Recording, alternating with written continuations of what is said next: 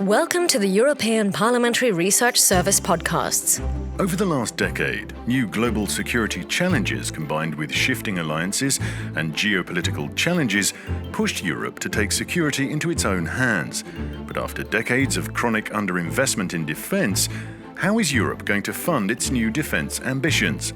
Stay with us. From a side issue to one of the EU's top priorities in the years to come. This is how much the EU's view on security and defence has changed over the past years.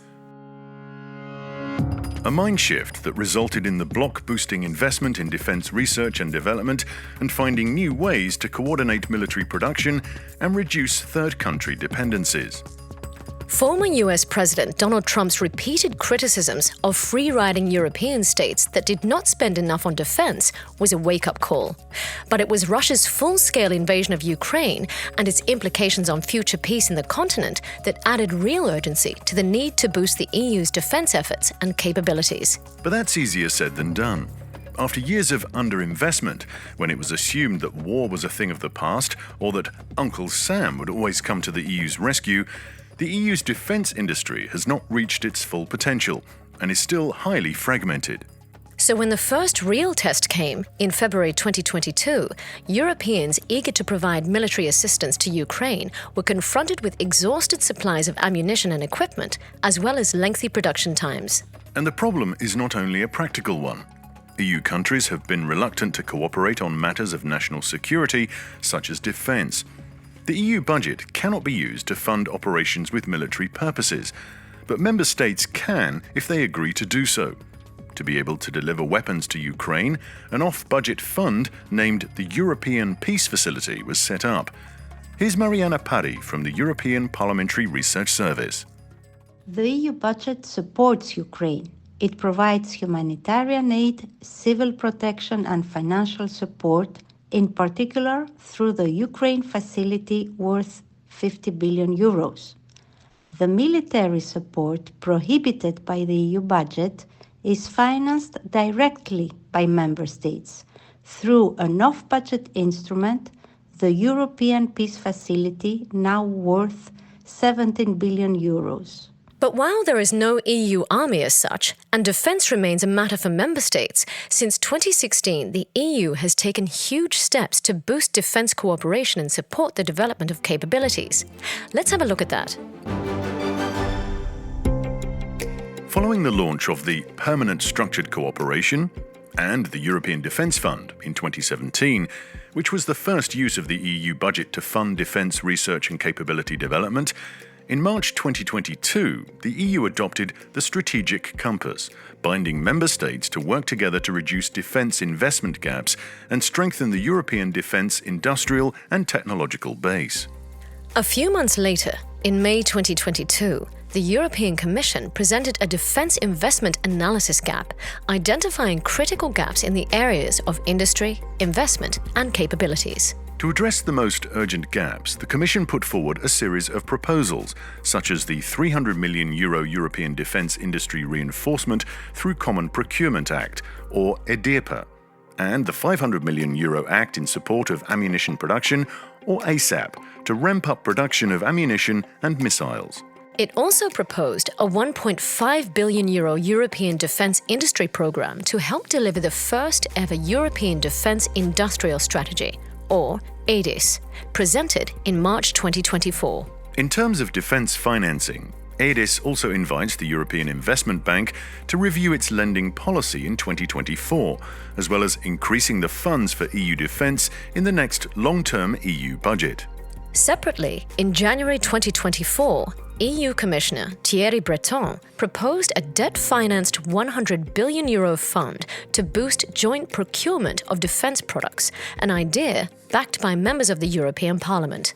Personally, I believe that we need to have a huge defence fund to help to accelerate even, probably in the amount of €100 billion, to make this. At their meeting in June 2024, EU leaders invited the Commission and the Council to advance work on filling critical capability gaps and to move quickly to implement the EDIS and take forward the work on the European Defence Industry Programme. Let's hear the President of the European Council, Charles Michel. We want to develop flagship projects. We want to work together to identify how we can make sure that we'll dedicate more financial support in the field of defense, more joint procurement, more common projects in line with NATO. In adopting the strategic agenda for the next 5 years, EU leaders also agreed to scale up the European defence industry by creating a more integrated defence market and promoting joint procurement, next to improving access to public and private funding. Next to EU efforts, member states have also begun to increase their national defence budgets. According to NATO estimates, in 2023, 9 of them had reached the 2% of GDP investment target. And the collective EU member states' defence budget was €290 billion, 50 billion more than the year before, representing 1.7% of GDP. Although the EU budget cannot finance military operations, it does support defence projects when related to the EU's competences, for instance, in the fields of research, technological development, and space or industrial policy. And in the current long-term budget, which runs until 2027, a separate heading is foreseen for security and defence, to face security challenges that no member state could meet on its own. The EU is also trying to stimulate private investments in defence through the Invest EU programme. And the case is being made for European defence bonds to fund investment in defence and security, although member states' views on this are highly divergent. Taking the new geopolitical context into account and following calls by the Commission and member states, the European Investment Bank has also updated its policies and framework for financing the defence industry.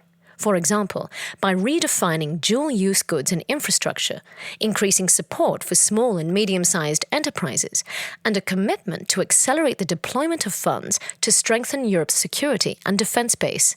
The EIB also decided to increase its financing for security and defence to €8 billion until 2027. Here's the bank's president, Nadia Calviño. For the past 8 years, the EIB Group has been supporting the European security and defence industry. We have put in place the strategic programme with up to €8 billion.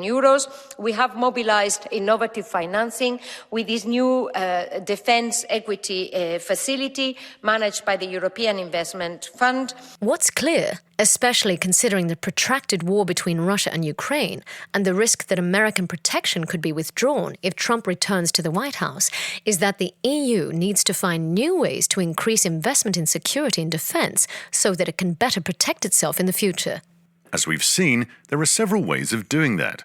And the European Parliament has always been a strong supporter of more autonomy in this field. Looking ahead to the 2025 budget, the Parliament has said it's ready to enhance the Union's security and defence capabilities and increase its defence readiness. Want to know more? Check out the full policy brief by Sebastian Clapp on the EPRS website or in our app. This is a European Parliamentary Research Service podcast. Thanks for listening.